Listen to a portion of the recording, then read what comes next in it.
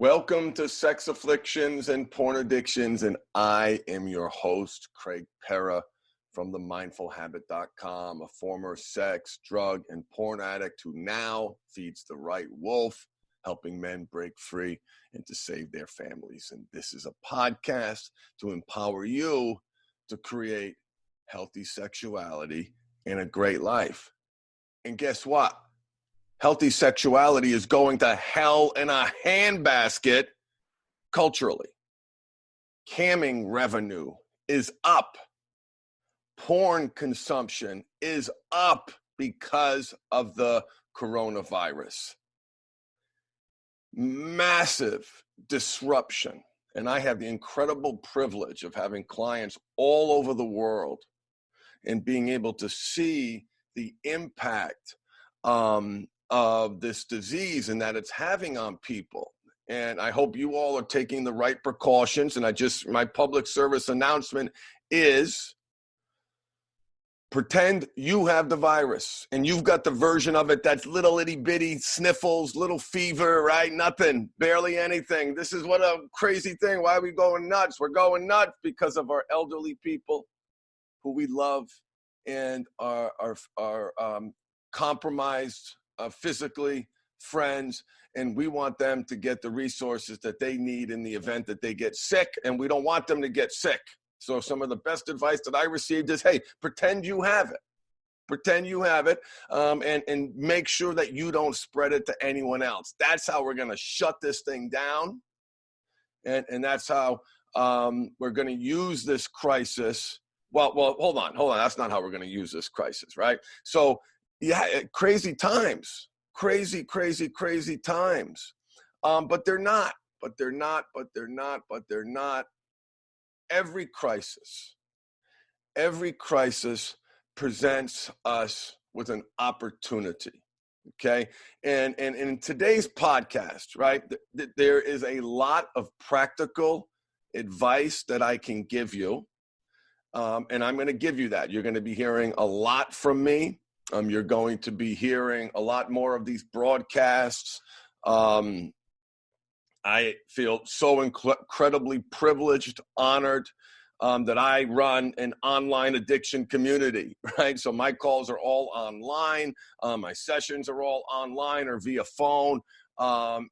It is unbelievable. It is amazing. I am blown away to see my community rally together and support each other, because what we're doing is making sure that we use this crisis to grow. What doesn't kill us only makes us stronger. And I know me personally, I'm going to come out of this more physically fit. That means I got to exercise on my own. I can't rely on the gym because my gym has been closed. So a massive disruption to our routines. I'm going to come out of this closer to my wife.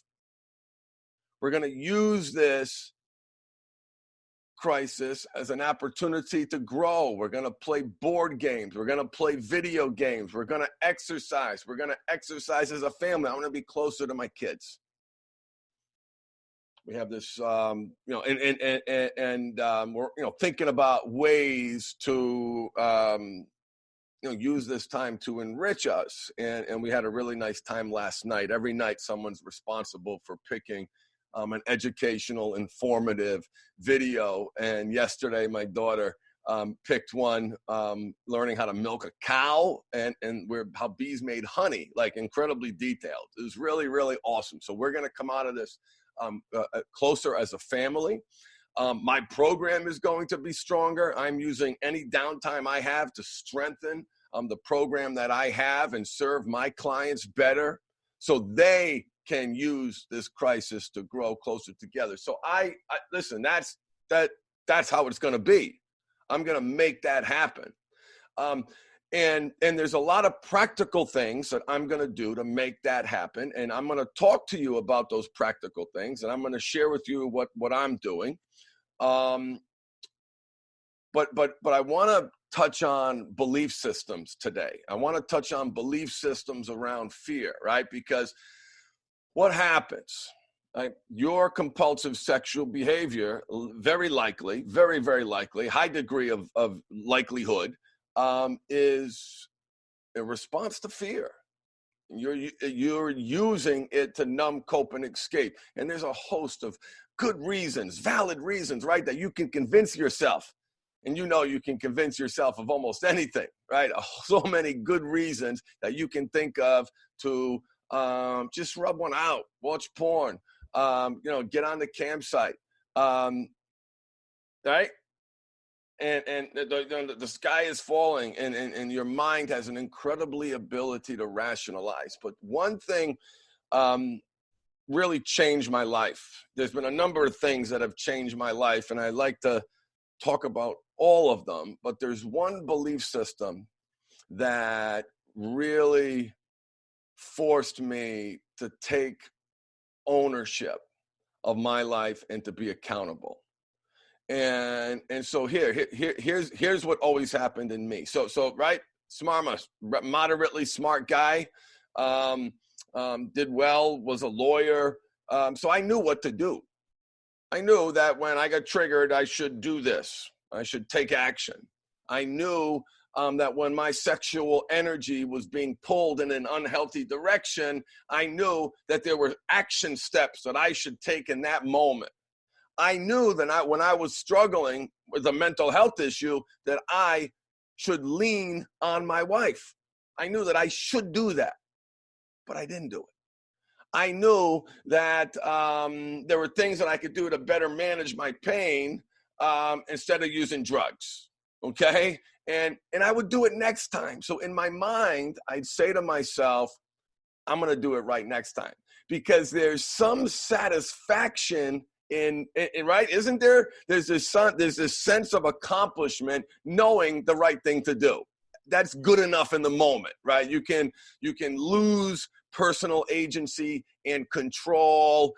Doesn't matter, because you're gonna do it right the next time. You know, you've done the work, you've studied, you've got a pretty good sense of what action you need to take to prevent your sexual energy from as it habitually has been, to move and go in an unhealthy direction. And so here's something that a belief system that I encourage you to embrace right now, because we are in the midst of a once-in-a-lifetime event, right? True or false? I've never had school canceled for a month. Never had travel restrictions. We're in a once-in-a-lifetime event, brothers and sisters. We got to come out of this stronger. We got to come out of this in better shape, physically, mentally, and spiritually. So embrace the belief system that I embraced that changed my life, and that is, instead of kicking performance downstream, I'll do it next time, let this be next time. How you manage this crisis is how you're going to manage the next one. I want to just take a breath, and I want you to take a breath, and because it's all built up to this, right? How you manage this crisis is how you're going to manage the next one. It is not how you manage this one is okay, because you know you'll do it right next time. You know, and I know that next time never comes. So we've got to trick our brains. We've got to kind of snap ourselves out of this, I'll deal with it another time, and stop kicking the can down the street. How you manage this one is how you're going to manage the next one. I want you to think about that. I want you to breathe on that. I want you to meditate on that, because that belief system changed everything for me, because it compelled me, and that's true, right? Like because I never got better at it. I never did what I knew I was supposed to do until I started doing what I knew I was supposed to do. And so I started taking action, because to break a habit, you got to make a habit. That's like the golden rule of behavior modification. What that means is your success in not doing the thing is a function is the result of you doing something else. So you must take positive, proactive action in order to counterbalance what you may call your sex addiction or your porn addiction or unhealthy sexuality. Whatever you want to call it. You want it to be healthy, make it healthy. Do the right things that will produce healthy. The input produces the output. And so the simple mental shift, how I manage this one is how I manage the next one. And I am going to manage this one, be strong, and I'm going to come out of it stronger, mentally, physically, and spiritually. So I want you to think about that. I'm gonna talk about practically. See, I spent a lot of time professionally in risk management. I've run risk for billion-dollar companies. I was the compliance director at Esurance, assistant general counsel at Hanover. Worked for the Hartford Financial Services Group for many years. I loved risk management, and I love applying those business skill sets to your life. And so that's what I'm going to be doing in my next few broadcasts. We're going to be talking about practically how to use this crisis, the coronavirus, to grow closer together. I want you to recommend you listen to my two broadcasts ago. 6 ways to use the coronavirus to grow mentally, physically, and spiritually. We're going to be diving deep into each of those concepts. We're going to be using tools that you may have in the back of your mind professionally, right? In so many of my clients, there is a professional toolkit that we leverage in their personal lives. So I want you thinking about, this is the one, this is the time, this is the place where you use this crisis to grow mentally, physically, and spiritually. It is your time to be a leader for your family and for your community. It is your time to make a habit, to be your best self. You know it's in you. You wouldn't be listening to this podcast if it wasn't. You know it's inside. You know it's inside. So let's do it together. Let's do it together. Now, if you want to join my online recovery community, go to the website, call me. The phone number is on the website. I'll give it to you now.